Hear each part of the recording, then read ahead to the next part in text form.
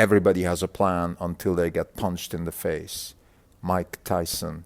This quote is a good segue into what we believe is the impact of Battery Day for the car industry. This is the Not Even Wrong podcast. It's September 26, 2020. This is Krim Delco. Since the last update on September 24th, we are up 14.5%. The market's up 1.6%. For the year, we are up 191%. The market is up 2%.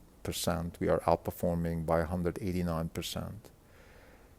Everybody has a plan until they get punched in the face. What Mike Tyson's trying to say here is that we are, as human beings, geared towards planning, trying to have control over our next actions. And then when we get punched in the face, everything falls apart and we start scrambling.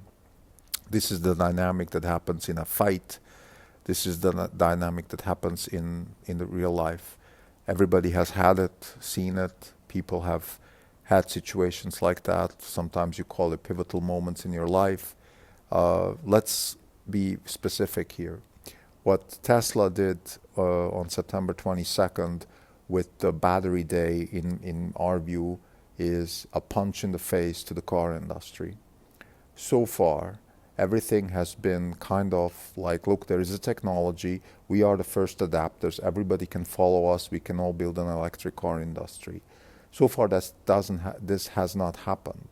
Tesla is a 500,000 cars company now, but everybody else is basically just tinkering around. Nothing has happened. And while some companies are maybe on the cusp of actually becoming competitive, I would say that overall the car industry has been dragging their feet for various reasons. Now with this particular event, there is the punch in the face. So whatever plan there was before, and actually before I go to the punch, I want to continue my thought, which is that I believe that the car industry first had no plan, and then over the last couple of years, particularly when the Model 3 hit volume production and the first signs of dominance started emerging, then there were some plans. And the plans, let's say to summarize it in the car industry, were we will flexibilize ourselves into the future, trying with all means we can to commoditize the industry, and then hopefully slow down the proliferation of electric cars enough so we can still print profits with our large gas-guzzling cars. And then maybe in the far future something will change. That's kind of the plan that I see. You can see it, particularly well in, let's say, plans like BMW. They talk about the power of choice, and you should always have the choice of all kinds of cars. Volkswagen is launching an ID4 SUV, supposedly a great car, but then their volume expectations are 500,000, which is half of what they're doing now with their best-selling SUV. So no matter where you look, same with GM, Ford, they're all tipping their toes, but they're definitely not committed to the full electric future because they just can't. They can't and they don't want to. And they don't have to. And if you ask me, the real plan here is to commoditize the industry.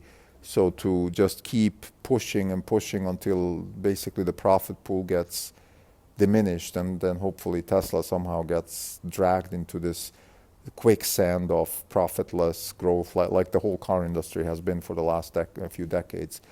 Something like that. But whatever the plan was, the punch in the face came on September 22nd, 2020.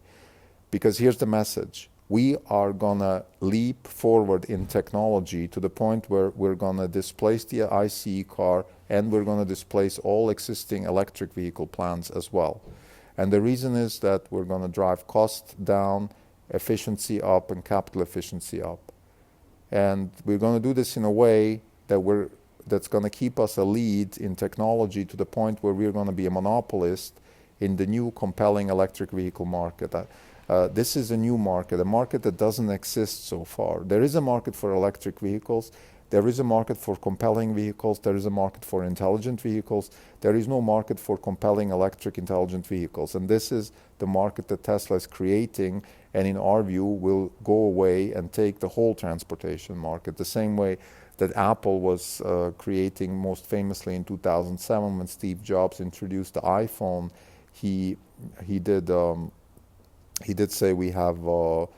I think we're launching 4 products today. We're launching a phone. We're launching a text messaging, an iPod, a map.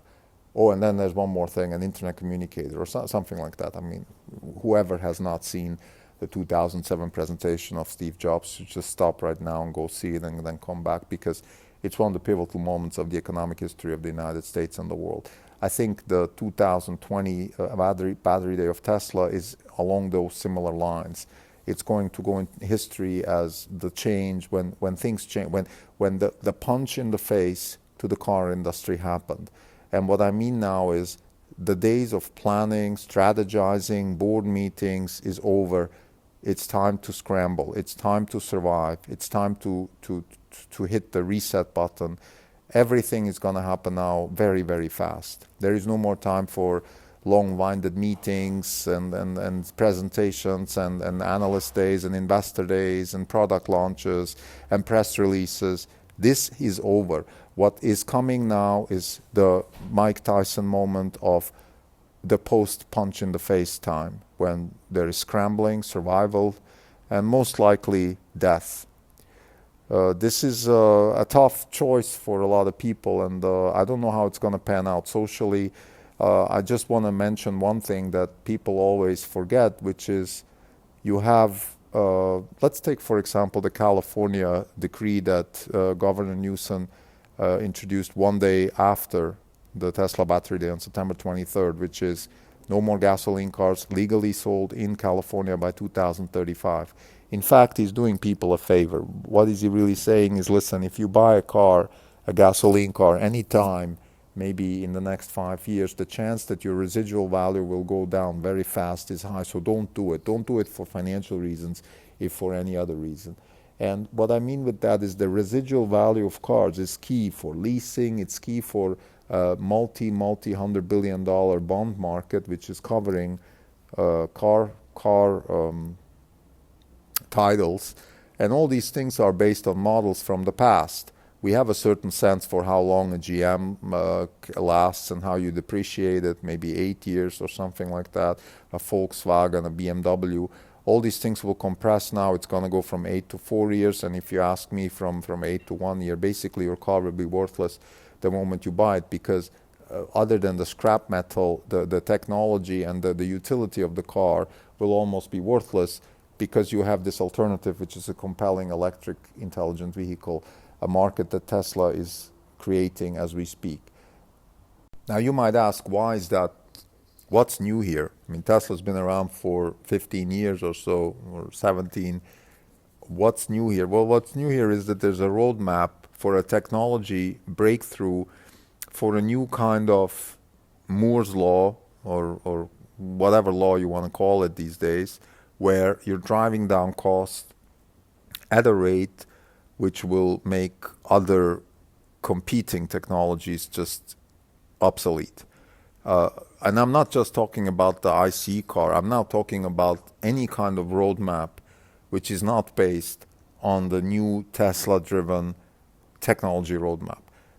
And if this wasn't enough, the same is happening on the AI front. We're not talking much about it because I think also, given how much is happening within Tesla, we don't have as much time to focus on what's going on with AI. But my sense is what the rewrite and the re-architecturing of the Tesla AI means also for AI is that we're going to see leapfrogs here too. So we have the two vectors which I think are driving Tesla's value. One is the underlying hardware technology, which is powertrain and battery under Drew Balino, and then we have the AI under Karpati, and both have undergone a basic rewrite of the architecture, and to use Mike Tyson's phrase, both are a punch in the face to the existing car industry. And when I say car industry, I'm not just talking about GM and Volkswagen. I'm talking about a supply chain which goes all the way even to the metal guys, the steel guys, all the technology guys, the delivery, the components guys, the Visteons, the Valeos and whatnot, all these companies that deliver to the car industry. All of that will be shaken up. All of that, in my view, is now up for grasp. The chance that these industries will collapse is massive. I think you'll see scrambling in the boardroom, CEOs losing their nerves, replacements of leaderships. It's a tough time for these types of industries because they've got punched in the face. The time of planning is over again. The time of having board meetings and babbling about the future and not doing anything, it's over. And I don't know if this is on purpose in a sense that that's what actually Tesla and Elon Musk particularly wanted. I don't think so. Here's what I think Tesla really wants. Number one, they don't want competition. Number two, they want to accelerate because they can. And number three, they want to create enormous amounts of value because they can. So those are the three things that I think are happening. And they're all kind of in an evolutionary kind of way. There's no real purpose behind it other than just the fact that the evolutionary process is making it possible, if that makes sense. So it's not like there's some mastermind strategy in the boardroom of Tesla, which is we want to dominate the world. It's just we're going to do it. And it's going to have these kinds of repercussions on the rest of the industry in the sense that it's just going to replace pretty much every transportation vehicle out there with a compelling electric intelligent car, which will come primarily from Tesla. And of course, we don't think it's going to be the only one. Even in the cell phone industry, we have other players, but Tesla will be a massive player, massive dominant player, very similar to Apple. I think Musk also, let me explain exactly why I think Musk doesn't want competition, or I hope he doesn't want competition.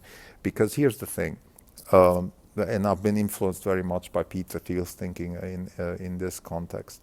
If you want to create value, you cannot have competition, because you can create value and not capture it. So if you want to create it and capture it, you have to stay a monopolist.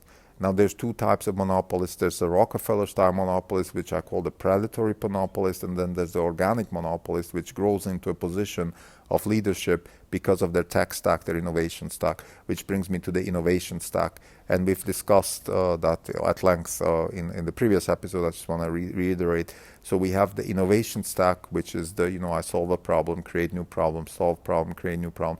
I create this innovation stack, and the battery day is a perfect example of a leapfrog in innovation stackness, if you so want. And then third, which is Clayton Christensen's thesis of the innovator's dilemma. Here, the concept is that the competition first is sort of thinking there's nothing, then they're planning and trying to sort of compete, and now the punch in the face, which is now they're scrambling. They're basically now for sure in disruption mode, and in a Clayton Christensen sense, it's over, and that's almost a good thing for the industry in a sense that at least now the complacency is gone. However, I believe it's just unbelievably difficult now to catch up, and therefore, well, I don't know. I don't want to predict what's going to happen. I think it's going to be the next 5 years. We'll see a massive disruption in the car industry in terms of valuations. The equities and the bonds will lose a lot of value. And the people in the industry will go through tremendous traumas. Leadership will change, leadership will be fired, people will just get squeezed because there's going to be less and less revenue to go after. And therefore, I think there's going to be some social problems coming up. And that's probably the biggest risk for Tesla. Social unrest, political resistance, those things should not be underestimated. I don't know what exactly Tesla can do at this point, other than tout the benefits of the technology, create jobs like they do in Berlin, for example. There's really not much more they can do because it's inevitable. You cannot undo the disruption that you're creating. That's not going to be possible. And the kinds of job losses and social turmoil and all these things they're inevitable. You have hundreds of thousands of people working on technologies that are obsolete. You have trillions of dollars which are invested in assets which are obsolete. So this has to reshuffle. It's a bit like student loans in the U.S. I mean, there's trillions of student loans which were built on a future expectations which are not happening because the world has changed, and therefore the same is happening now with the car industry, and I think we will see some sort of maybe bailout, some sort of help from the government, which is fine because the value creation of Tesla is so tremendous that even the trillions that are being destroyed are still being compensated by the trillions that Tesla will create for its own shareholders, and of course the repercussions for suppliers and the kind of customer value that they're creating. So to summarize, everybody has a plan until they get punched in the face. Tesla is punching the car industry in the face this week, has punched them in the face, and now the scrambling has started. The beginning of the end has started, and it's going to go fast. Thank you.